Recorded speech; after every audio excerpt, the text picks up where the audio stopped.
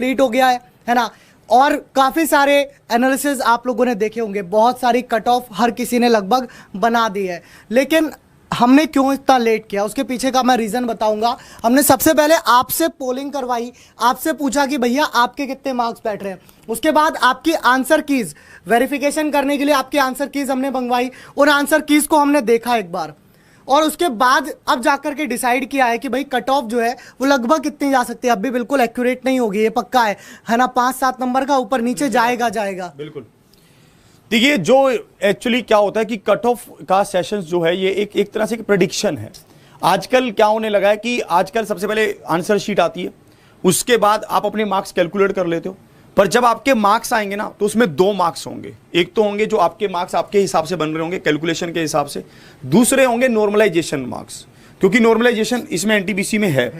तो इसलिए आपके दो मार्क्स आपको देखने को मिलेंगे। एक तो सिंपल जो आपके मार्क्स जोड़ने से रो मार्क्स बनेंगे, और एक जो आपके नॉर्मलाइजेशन मार्क्स बनेंगे। तो इस बात को आप ध्यान रखिएगा, और ये बात बहुत मैटर करती है कि आपके ना मार्क्स क्या हैं, ये बात मतलब नॉर्मलाइजेशन मार्क्स क्या है, ये बात बहुत मैटर करती है।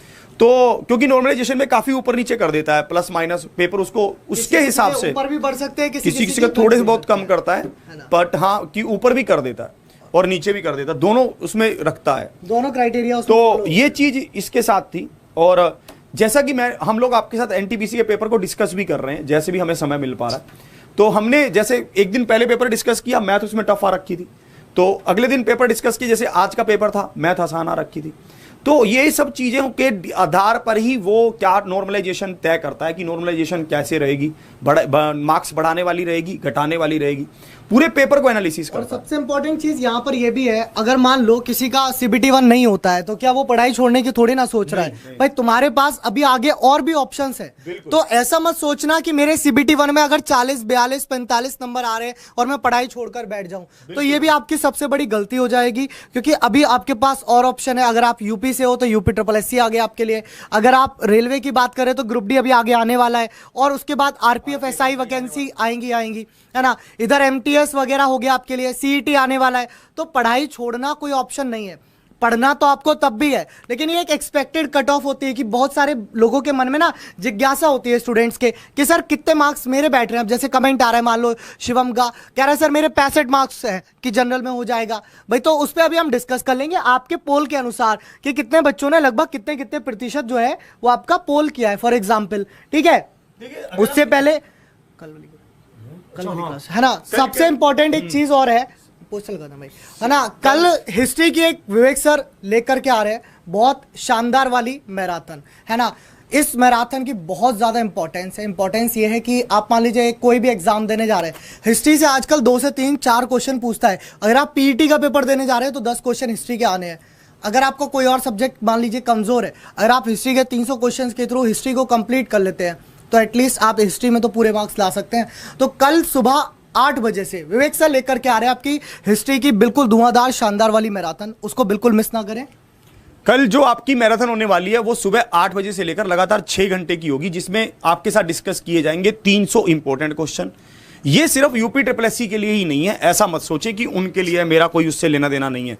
आपके एग्जाम आ रहे हैं, जैसे SSC GD का आ रहा है, ठीक है, उसी के साथ SSC के और जैसे MTS का एग्जाम भी आने वाला है, फिर CGL के भी चल रहे हैं, ठीक है, मतलब बहुत सारे एग्जाम्स हैं। तो आप और भी जैसे मान लो पंजाब के बहुत सारे पेपर हैं, हरियाणा के पेपर आने वाले हैं, ठीक है, अभी हरियाणा का जो SI है फिर से रीशेड्यूल होने वाला है, पंजाब का पेपर है, पंजाब के आने वाले हैं, यूपी के तो आपके हैं ही हैं, तो MP में वैकेंसी आने वाली है। ये जब से ये कोविड का थोड़ा सा सीन कम हुआ है तब से ये पेपर लेगा ही लेगा, और तुरंत एकदम से लेगा। ग्रुप D का पेपर आने वाला है, या फिर NTPC CBT 2 आने वाला है, दोनों में से रेलवे वाले जो स्टूडेंट्स हैं उनके लिए हेल्पफुल रहेगा। तो आप उस सेशन में कल आइए, सुबह 8 बजे से लेकर सुबह 6 बजे तक, मतलब सॉरी दोपहर के 2 बजे तक होगा, और 6 घंटे होगा। मेरे कहने का मतलब ये है लगातार वो 6 घंटे चलेगा, और उसमें आपके ये सब चीजें कवर होंगी। बाकी क्लासेस कल नहीं होंगी, कल आपके लिए वो सिर्फ एक ही वो क्लास चलेगी जो इंपॉर्टेंट है। अब हम आपको दिखा रहे हैं, थोड़ी सी ब्राइटनेस कम कर देना। अब हम आपको दिखा रहे हैं कि जो हमने NTPC का पोल करवाया कि मार्क्स क्या क्या रहे होंगे, उसमें 1,20,000 बच्चों ने पोल किया। सबसे पहली बात तो ये नहीं है कि 5,000 बच्चों ने पोल कर दिया, 10,000 बच्चों ने पोल कर दिया, हम उसके बेस पे एनालिसिस आपको बता दें, नहीं। भाई साहब यहाँ पर क्या है, ठीक है, हाँ अभी मैं UP triple S C PET के बैच में आज प्रैक्टिस सेशन लूंगा। रात को 10 बजे से आपका प्रैक्टिस सेशन होगा, 10 से 11। UP triple S C PET में आज आपके प्रैक्टिस सेशन मैं शुरू कर रहा हूं, 10 बजे हो जाएगा।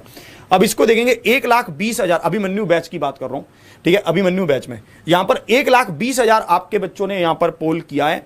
इस पोल में इन्होंने ये कहा है कि 50 से कम जो बच्चे हैं वो 41% है, फिर 51 से 60 है वो 25% है, 61 से 70 हैं वो क्या है 20% है, और 71 से 80 हैं 8% है, और 80 से अधिक तो 6% है लगभग अप्रोक्सीमेट। ये एग्जामपुर का हमारा अपना पोल था, हमने ये बनवाया था, अब देख लीजिए लोगो है हमारे पास, एग्जामपुर का है, ठीक है। ये हमने पाँच दिन हो गए इस पोल को करवाए हुए। हम वेट कर रहे थे कि चलो जल्दी से जल्दी जितने ज़्यादा वोट होंगे उतना ज़्यादा हम इसको एनालिसिस करवाएंगे, ताकि ये उतना ज़्यादा बेटर रहेगा। तो इसके आधार पर ही हम आपको कट ऑफ कुछ देना चाहते हैं, उसको आप ध्यान से सुनेंगे। देखो यहाँ पर होता क्या है, बहुत सारे लोग पहले दिन ही कट ऑफ बना दिए, है ना, कि भाई पहले दिन ही उठाए और कट ऑफ बना दिए कि जी 50 जाएगी, 55 जाएगी। अब जब तक यार आपसे अगर हम ना पूछे कि आपने कितने अटेम्प्ट की, मतलब आपके कितने मार्क्स बैठे जो आपके आंसर की आई है उसके अकॉर्डिंग, तो यार हम कैसे कह सकते हैं, ठीक है। तो इसके आधार पर देखो, अगर तुम वोटिंग भी देखोगे ना, 50 से कम बच्चों के बहुत ज्यादा स्टूडेंट्स हैं, मतलब 41% स्टूडेंट ऐसे हैं जिनके 50 से कम मार्क्स बैठ रहे हैं। कैटेगराइज नहीं है, ये सारी कैटेगरी के एक साथ हैं, चाहे general, OBC, SC, ST, EWS तो शायद एनटीपीसी में था नहीं, तब तक नहीं आया था ना, शायद नहीं था, है ना, उसके बाद ही इंक्लूड हुआ है।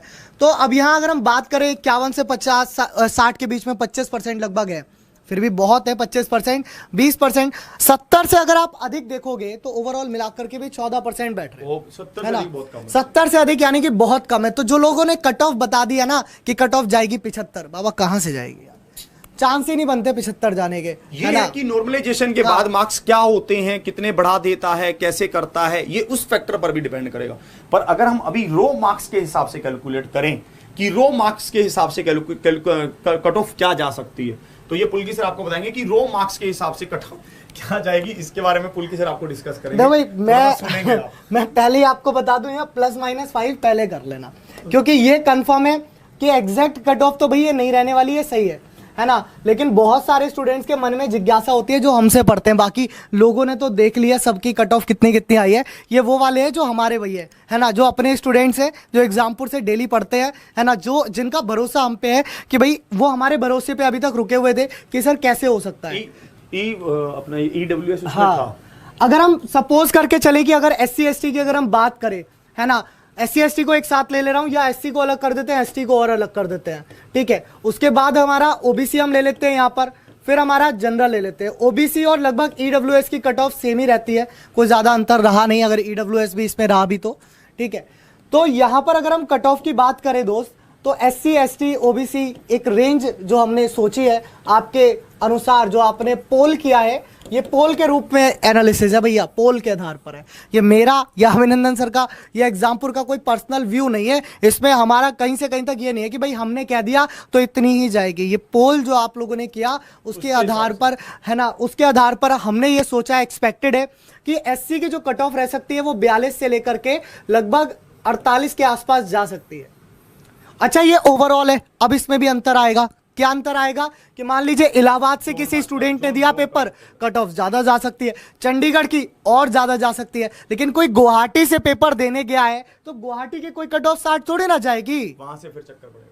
तो ये वाला चक्कर बहुत जोन वाइज का भी चक्कर पड़ेगा इसमें, अभी जोन वाइज का भी चक्कर होगा, ठीक है। ये सब चीजें अलग अलग होंगी, इसलिए इसकी कट ऑफ को, मतलब अगर हम ऐसे कहें कि मैं एग्जैक्टली बता दूंगा, ये पॉसिबल नहीं है। इसमें बहुत सारे चक्कर हैं, जोन का चक्कर है, फिर उस जोन में से कितने बच्चों ने अप्लाई किया है इसका चक्कर है, क्योंकि दिल्ली वाले जोन में ज्यादा बच्चे अप्लाई कर देते हैं, ठीक है, मुंबई वाले में कई बार कर देते हैं, ठीक है। तो इन सब चीजों का बहुत ज्यादा इसमें मैटर है के अनुसार कि भैया चंडीगढ़ जोन से भरेंगे तो अच्छी अच्छी जगह में पोस्टिंग मिलेगी, है ना, वही, हाँ, आसान रहेगा, कंपटीशन भी बढ़िया है, तो इस हिसाब से हो जाता है, ठीक है, बिल्कुल।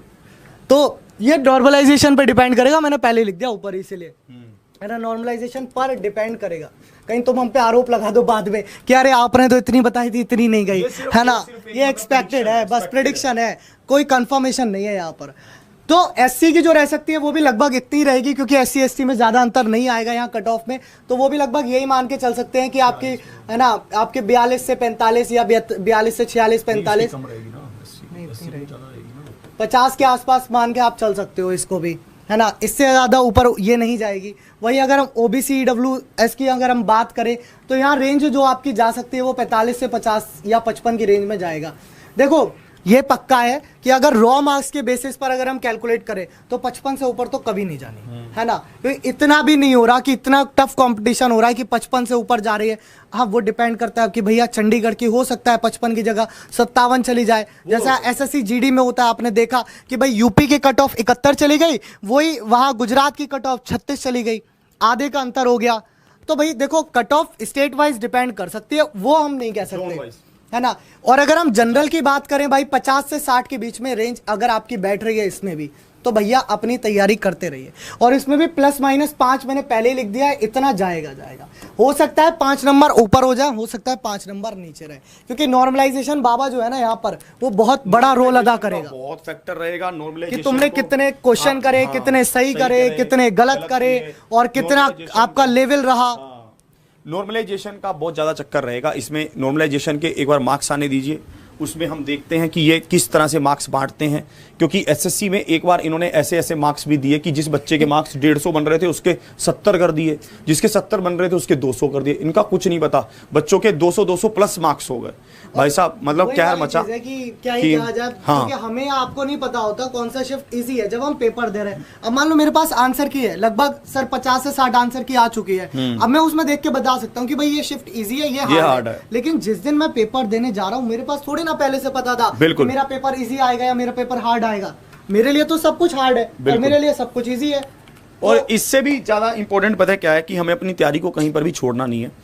देखिए एक समय होता है जब हम तैयारी करना शुरू करते हैं, जब हम शुरुआत करते हैं तो क्या होता है कि चीजें थोड़ा धीरे धीरे ग्रोथ करती हैं, और जब धीरे धीरे ग्रोथ करती है तो आदमी को लगने लगता है कि ग्रोथ तो हो ही नहीं रहा, छोड़ो।